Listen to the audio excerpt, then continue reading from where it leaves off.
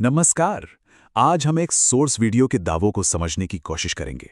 ये दावे एक बड़े नेता की वफादारी में आए एक बहुत बड़े बदलाव के बारे में हैं। तो चलिए इस पूरे मामले की तह तक चलते हैं। तो देखिए, कहानी की शुरुआत होती है राजनेता राघव चड्ढा के एक पुराने बयान से। ये बयान सोर्स वीडियो में काफी प्रमुखता से दिखाया गया है ना? काफी मजबूत बयान। इससे उनकी पिछली पॉलिटिकल पोजीशन एकदम साफ हो जाती है और आगे जो दावे आने वाले हैं उनके लिए एक जरूरी कॉन्टेक्स्ट सेट हो जाता है। और फिर पिछले बयान से ठीक उल्टा सोर्स का सबसे बड़ा दावा सामने आता है। दावा ये कि राघव चड्ढा बीजेपी में शामिल हो गए हैं। बस यही वो दावा है जो इस पूरे विश्लेषण के सेंटर में है और जो हमें सोर्स वीडियो के तर्कों की गहराई में ले जाएगा। तो आइए सोर्स वीडियो के इस मुख्य तर्क को थोड़ा और खोलकर समझते हैं, जिसे वीडियो में एक बहुत बड़े पॉलिटिकल उलटफेर की तरह दिखाया गया है।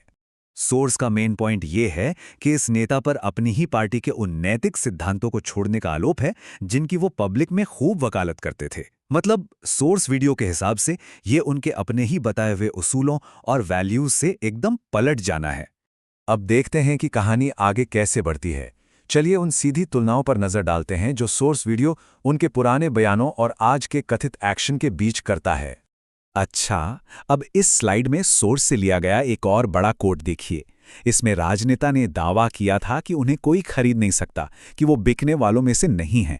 सोर्स वीडियो के मुताबिक ये बयान उनके मौजूदा कथित कामों के साथ एक गहरा विरोधाभास, एक कॉन्ट्रास्ट पैदा करता है। ये स्लाइड सोर्स के तर्क को एकदम क्रिस्टल क्लियर कर देती है। एक तरफ देखिए, राजनेता के अपने शब्द हैं, मुझे खरीदा नहीं जा सकता और बीजेपी गुंडों की पार्टी है। और दूसरी तरफ सोर्स के आरोप हैं, दबाव में पार्टी बदली और बीजेपी में शामिल हुए। ये जो जमीन आसमान का फर्क है, यही इस पूरी कहानी का केंद्र है। तो अब सबसे बड़ा सवाल उठता है कि आखिर ये अचानक बदलाव हुआ क्यों? सोर्स वीडियो इस यू टर्न के पीछे एक खास वजह बताता है। सोर्स का दावा एकदम सीधा है। पार्टी बदलने का कारण था ईडी और सीबीआई जैसी एजेंसियों की जांच का डर। सोर्स वीडियो के अनुसार वफादारी में इस बदलाव के पीछे यही सबसे बड़ी वजह थी। हाँ, यह ध्यान रखना जरूरी है कि यह सिर्फ एक आरोप है जो सोर्स वीडियो में लगाया गया है। सोर्स के मुताबिक एक पूरा का पूरा प्लेबुक है, एक तरीका है जो इस्तेमाल किया जाता है। स्टेप बाय स्टेप समझिए। पहले तो विपक्ष के किसी नेता को टारगेट किया जाता है। फिर स्टेप 2, ईडी या सीबीआई की जांच बैठ जाती है। इसके बाद आता है स्टेप 3, एक ऑफर कि भाई हमारी पार्टी में आ जाओ और केस रफा दफा। और अगर ये ऑफर ठुकरा दिया तो चौथा स्टेप है सीधा जेल। और ये दिखाता है कि सोर्स के नैरेटर के हिसाब से ये कोई एक अकेली घटना नहीं है, बल्कि एक बड़े ट्रेंड का हिस्सा लगती है। इस पैटर्न वाले दावे को मजबूत करने के लिए सोर्स में कुछ और मिसालें भी दी गई हैं।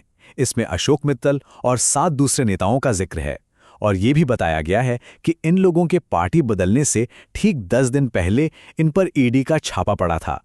इन कथित घटनाओं पर सोर्स का क्या निष्कर्ष है, वो इस कोट से साफ होता है। कहा गया है कि इन एजेंसियों का ऐसा पॉलिटिकल इस्तेमाल आज़ाद भारत की हिस्ट्री में पहले कभी नहीं हुआ। इन सारे कथित कामों के पीछे सोर्स एक बहुत बड़ा राजनीतिक मकसद बताता है।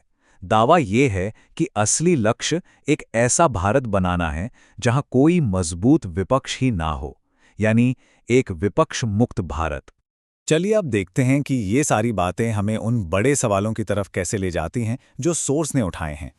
और आखिर में सोर्स की ये पूरी कहानी हमें एक बहुत बड़े सवाल पर लाके छोड़ देती है। सवाल ये है कि जब किसी नेता के सिद्धांत और राजनीतिक वफादारी इतनी नाटकीय ढंग से बदल जाती है, तो ये हमारे लोकतंत्र की सेहत के बारे में क्या बताता है? ये एक ऐसा सवाल है जो सोचने पर मजबूर करता है।